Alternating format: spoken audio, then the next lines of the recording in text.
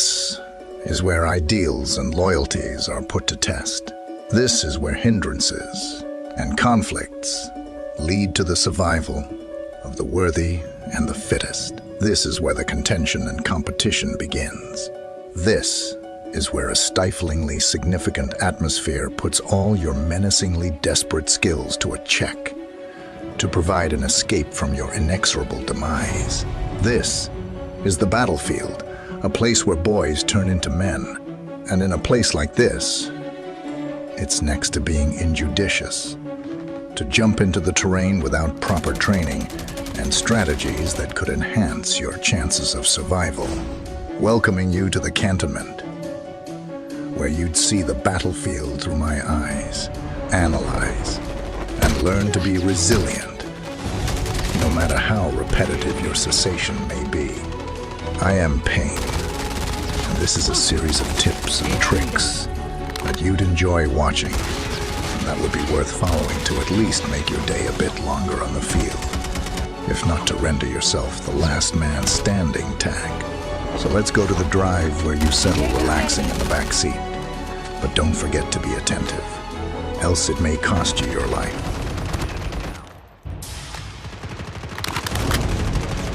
The revived flight. Enemy down.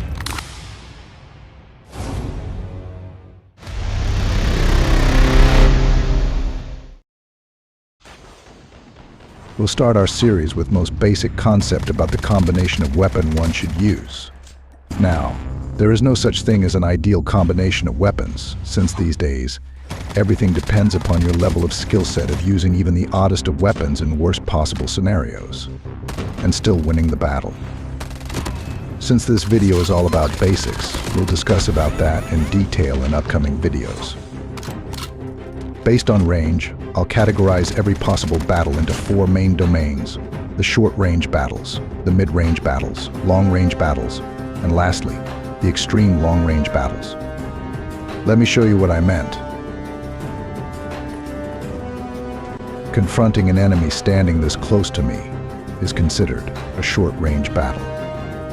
For this, the guns I'd need to use is the SMG, if not the shotguns, although I'd suggest every soldier to learn shotguns, even if they don't want to use it in real combat.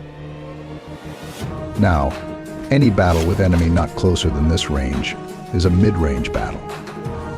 For this, there is no such clear demarcation of a class of weapons like we had in case of short-range fights, but still, I can recommend some selective weapons for mid-range, like the AK-117 and PPSH-41. This is what an enemy at long range looks like.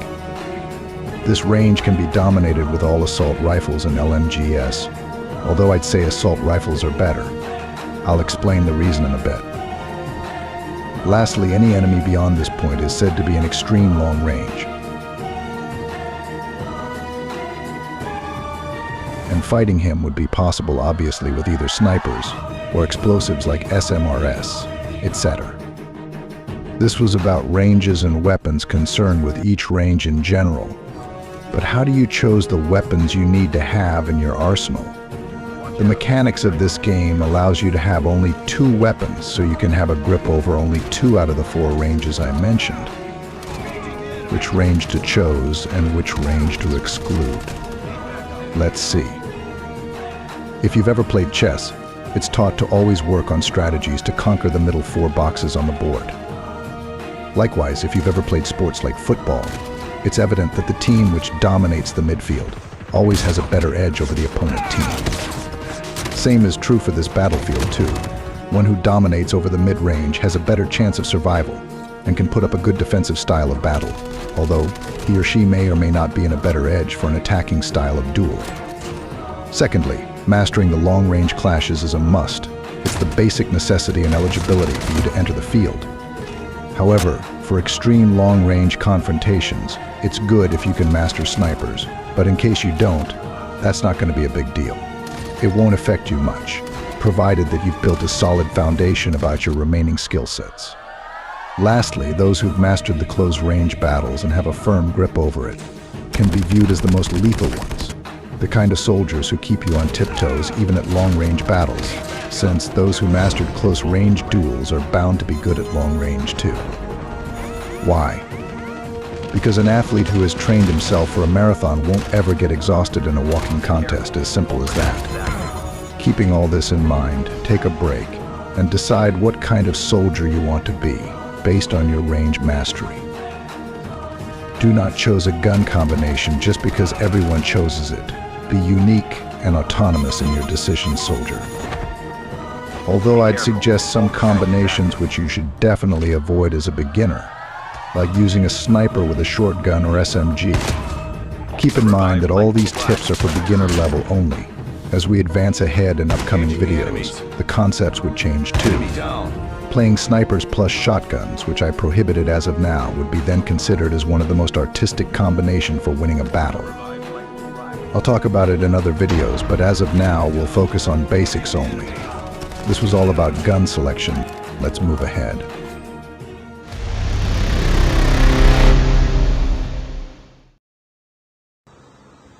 Gliding in air might seem simple, and you may say, there is no technique to it, other than jumping from a height. Well, there is a bit more flair to it than that, soldiers. Once you jump from a height and the wingsuit opens, most of our men approach straight to their objective. Of course, that's not a wrong technique, however. We have better ways of doing it. As we jump, instead of directing yourself directly to your target by your joystick, point the joystick towards left or towards right at 45 degrees. So you start to move away from your target by 45 degrees, towards the direction you chose to move your joystick. Notice how I pull the joystick towards left here, making myself off my target towards left. As you pull joystick towards left, for example, immediately point your screen at a required angle towards the opposite direction, so as to bring yourself again back on the track towards your target. Notice how I held my joystick at 45 degrees towards left, and at the same time pointed my screen towards right side at some required angle. This required angle can be learnt only through experience, so start doing it until you grasp the idea of the angle. I call this technique the lateral gliding, or the oblique gliding. There are two benefits of this technique over the simple technique of gliding which you followed till now. First is that by this gliding technique, you can travel to the farthest distance that's possible from any given height. Let's first jump and glide normally. Now let us follow the lateral gliding. As you can see, by lateral gliding we covered more distance and hence reached the rooftop, but by normal gliding we failed to do so. Second advantage of lateral gliding is an instant speed boost or a head start which you get as the wingsuit opens. Notice how, as the wingsuit opens, there is a bit of speed boost at the start for a few milliseconds. This boost might seem normal, but is of great use for escaping while being pressed by the enemies. Go on practicing the lateral gliding unless you perfect it. It may seem odd in the beginning, but soon you'd get used to it.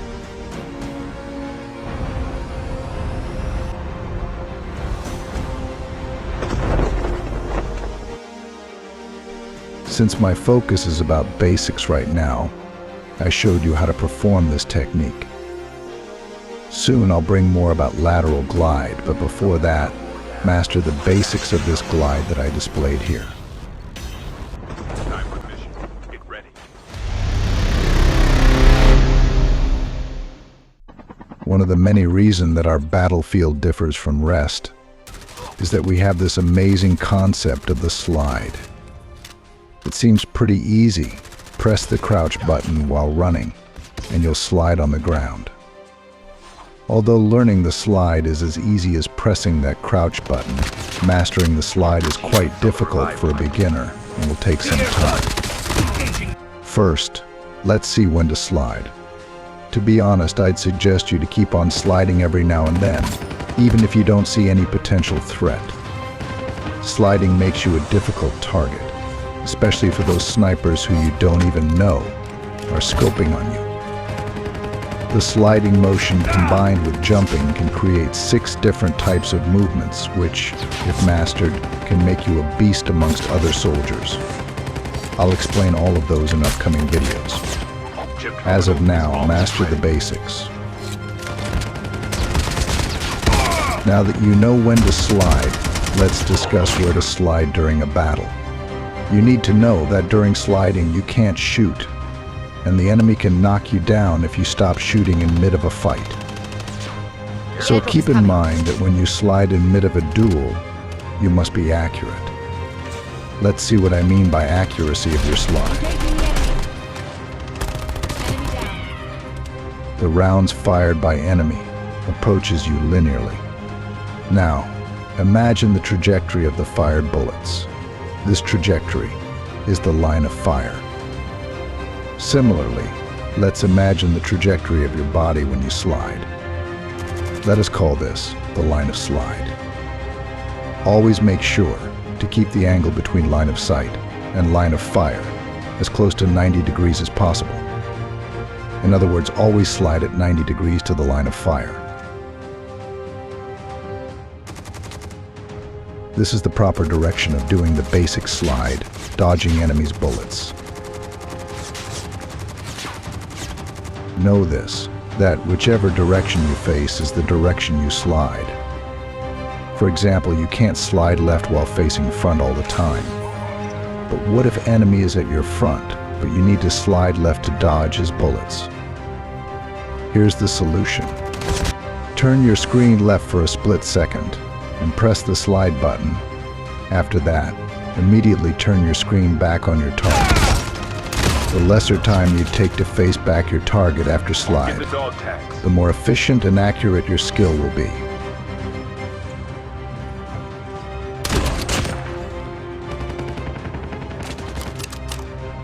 Again, turn right, slide, and immediately turn back to your enemy. Simple as that. Just keep practicing it. Once you master it, I'll bring more of the different combination of movements that you can perform using this basic sliding technique that I explained here.